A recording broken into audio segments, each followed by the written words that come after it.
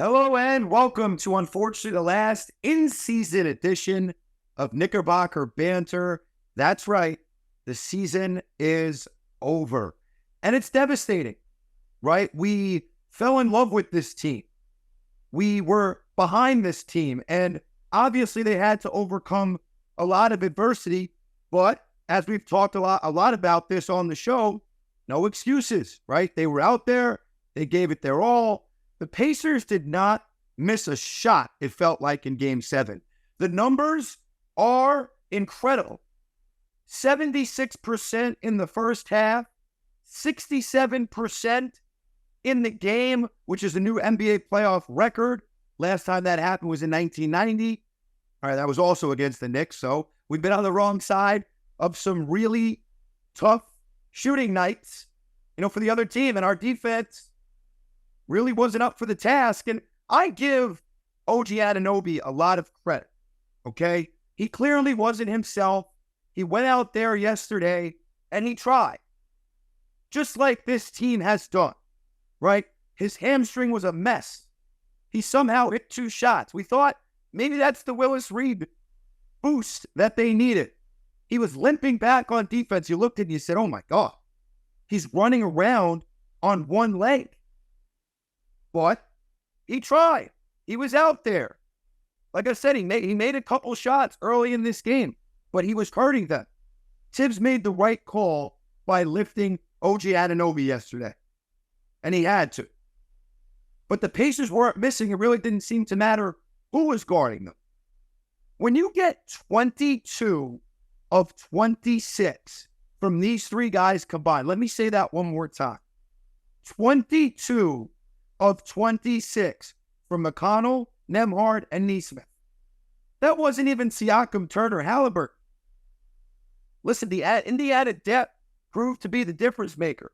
I got on here after a lot of games and talked about their bench. Talked about, obviously, the Knicks were a little depleted, but Indiana's bench was overwhelmingly better than what the Knicks had coming off the bench. And those guys came to play. And their role guys came to play. As much as I want to say, oh, this guy wasn't here, that guy wasn't here, Hart had the ab injury, the Indiana Pacers made a lot of shots. And to me, that's the storyline more so than anything else. Because we could talk about Anunoby not being here until we're blue in the face. It's not going to change anything. The results are still the results. And I was talking about it with my dad earlier today about Reggie Miller. And we saw what he posted, right? Reggie all talking about the series changed when Josh Hart came over and reminded me what the fans were saying. Well, the Knicks were 2-0 in this series with Anunoby and 1-4 without him. You really can't count yesterday with them because they were without him. The numbers don't lie there. But as the Knicks have said many times, you go out there with what you have.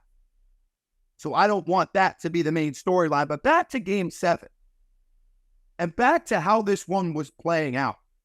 In the third quarter, I expected the Knicks to come back. Because they've done it so many times. It was 54-32 in the first half.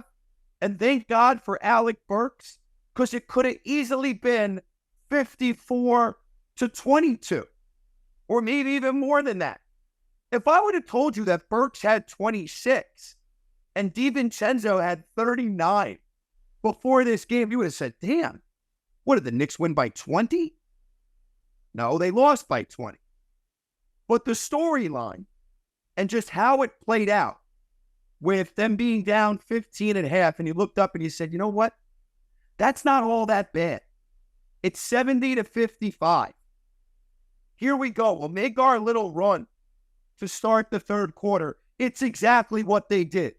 And we have seen it so many times before, so you started to feel good. 70-62. Here they come. Even to me, here's the turning point, though. As the Knicks are trying to get the Pacers out of their rhythm, there's still maybe the young Pacers will get overwhelmed a little bit. 73-67 they get it to. Knicks give up a layup. Makes it 75-67. You look up, though, a couple possessions later, It's still a 6 or 7 point game. Okay? They're still right in the thick of this thing. It was the turnovers. It was a McBride turnover, a Brunson turnover. It gets back up to 10 or 12. Again, I give Indiana credit for withstanding that Knicks run because it was a 12-3 run to start the third. Shout out to the crowd who did everything in their power to. Carlisle, though I'm a little upset about some of his comments in this series. Tip your cap to Carlisle, who coached his butt off, I thought. They had some good game plan and they put themselves in good position. But he talked about the crowd. And my main point about the crowd is even when the Knicks were down 20 plus, they were giving the ovation. They were trying to muster up some energy. But then in the third quarter, the Knicks really gave the crowd something to cheer about. They really did. It was 12-3 run. It was right in the thick of the game, but it was turnovers. It was a couple second chances. It was turnovers under the rim. And then it was the Brunson injury.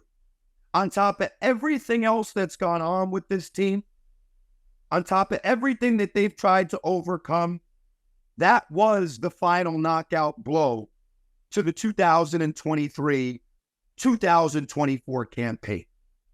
Shout out to the Knicks for doing as much as they could. To me, that's what I'm going to take away. They really emptied the tank.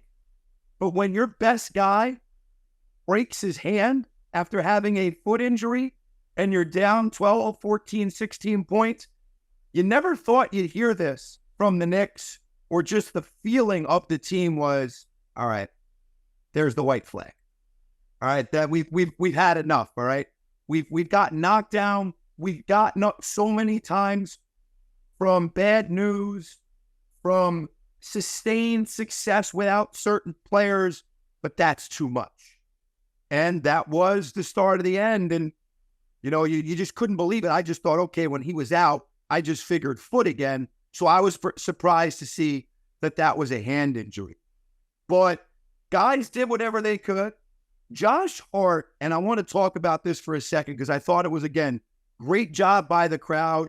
I expected that when he fouled out with 3 minutes left, but it was one of my favorite moments of the game yesterday because there weren't many good ones from a basketball standpoint, but the crowd did an excellent job of acknowledging the fact that Josh Hart plays the game the right way. I don't necessarily care if they're not in the Eastern Conference Final. They didn't achieve all of their goals. Josh Hart represents the organization and just the right way to do things as well as a professional can. Okay? And again, I've talked about this a lot. He's a great guy for young players to watch. He doesn't care if he scores 2 points, 18 points, 7 points. He's going to get on the glass as reckless as anybody I've seen. He's going to hustle for everything. And it's a very fitting last name for number 3 because he's all heart. And as he comes off the court yesterday, the Garden crowd appreciates that more than anything else. Of course, we want to raise a championship banner. Of course, we want the season to continue. But when you got guys like that, yesterday's loss is a little easier pill to swallow today. Because you could feel good, as Josh Hart said in the postgame. The Knicks fans should feel good about the future of this organization, who is running this organization, who is coaching this basketball club. I feel good. I'm upset about yesterday. Of course, I wanted a shot at the Celtics. But the reality was they were running on fumes. And I'm not listening to the Tibbs narrative of running guys into the ground. There were a few freak things here. And some guys with injury histories. But I did say going in that if they did not beat the Pacers, I would consider the season a failure. Now, Brunson did say that. Unless it's a championship, it's a failure. I could understand that as a competitor. But for someone now that's seen this team in the last couple seasons get out from those dark days and head towards brighter seasons, it's a little hard for me to use the word failure. It is disappointing. But man, you could see the vision. And you could see the fact that they're going to bust their tail in the offseason to get better. They'll take their time to heal, but they are going to do whatever they can because that's the MO of the group. That is truly who they are, as I have said many times. Throughout the X's and O's, you need a certain amount of grit and fight to be a championship caliber team. And the Knicks have that in the boatload. And it just wasn't to be. It wasn't in the cards for the New York Knicks. They made their run. You thought, here we go again. But it wasn't to be. And I tip my cap. Halliburton shut me up. The Pacers shut me up.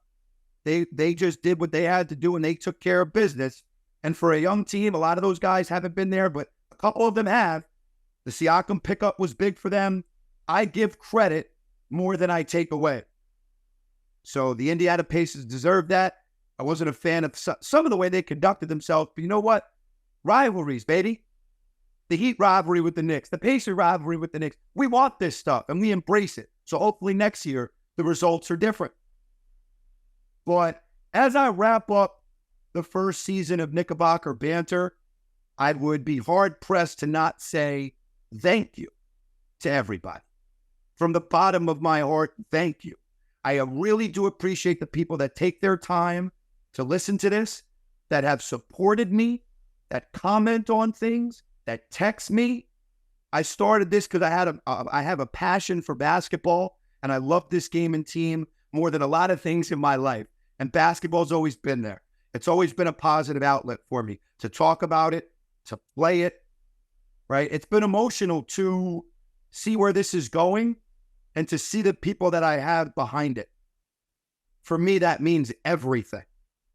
It really does. And it's been special. That's the word that comes to mind, to be able to talk about this and connect people, to see people I haven't seen since high school, to bring people together from different walks of life. It's been really, really fun. And that, you know what? As much as the loss hurts, that sometimes, for me, that could actually hurt even more to know that that won't continue.